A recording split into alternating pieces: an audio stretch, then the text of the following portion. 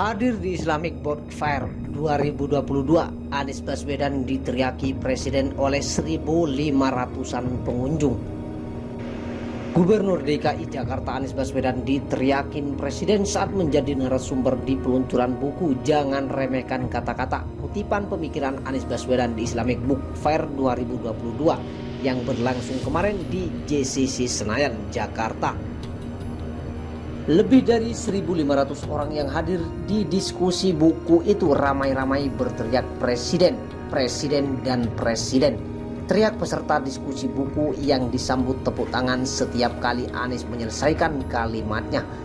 Kemarin kedatangan Anies menjadi magnet pengunjung Islamic Book Fair yang digelar sejak Rabu 3 Agustus 2022 lalu dan berakhir hari ini.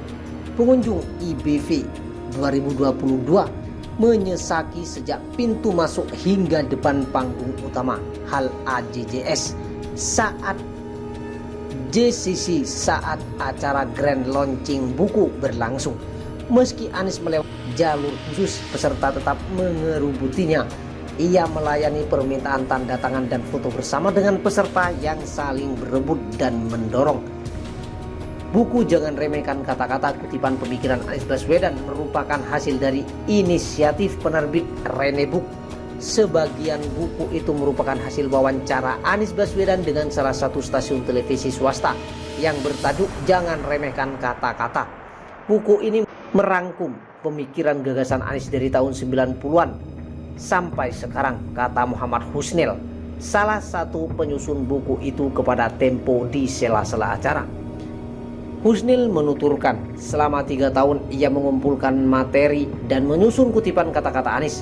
Menteri saya ambil dari wawancara audio, video maupun teks Anies Baswedan yang sudah terbukti menggerahkan banyak orang, kata dia. Selain dari wawancara dengan televisi, ia juga mengambilnya dari kutipan pernyataan Anies di Indonesia Mengajar, kelas inspirasi, dan gerakan-gerakan lainnya. Buku setebal 200 halaman itu dikumpulkan dan disusun oleh Muhammad Husnil dan M. Kozin Amirullah, lalu disuntik oleh Abdul Rahmat Makmun dan Lukman Hakim Arifin, CEO Rene Book Group. Menurut Lukman, Anies Baswedan dikenal sebagai tokoh yang memiliki gaya bicara tenang dan cerdas. Maka dari itu banyak kata-katanya yang layak diabadikan karena dapat memberi energi pada pembacanya.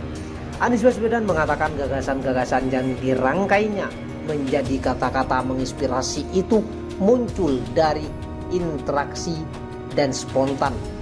Seringkali tidak saya sadari sebelumnya. Teman-teman yang mendengar kemudian mengingatkan ke saya, tuh kayaknya bagus, kata Anies. Ia mencontohkan seperti kalimat setahun mengajar, seumur hidup menginspirasi, terucap ketika presentasi menawarkan program Indonesia Mengajar di kampus Universitas Erlangga. Seusai presentasi, kata Anies, Hikmat Hardono yang saat ini memimpin Yayasan Indonesia Mengajar mengingatkannya bahwa kata-kata itu menarik, maka jadilah tagline Indonesia Mengajar. Hingga saat ini, ujarnya, gagasan Indonesia Mengajar ini kemudian menggerakkan ribuan putra-putri terbaik untuk mendaftar dan terlibat mengajar di pelosok selama 1 tahun. Begitu pula dalam suatu perbincangan, Mas Aman juga tahu itu. Saya ingin kalau kota itu maju, maka jangan sampai warganya tertinggal. Maju kotanya, bahagia warganya. Lalu Kang EM bilang, itu kayaknya bagus tuh. Maka jadilah tagline saat di Jakarta. Jadi kata-kata itu spontan saja, kata Anies Baswedan mencontohkan.